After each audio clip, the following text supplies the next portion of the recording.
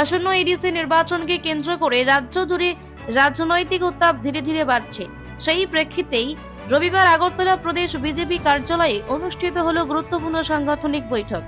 বৈঠকে উপস্থিত ছিলেন মুখ্যমন্ত্রী প্রফেসর ডক্টর মানিক সাহা, প্রদেশ বিজেপির সভাপতি রাজীব ভট্টাচার্য, প্রাক্তন সাংসদ রেপ্তি ত্রিপুরা সহ দলের শীর্ষ নেতৃত্বরা।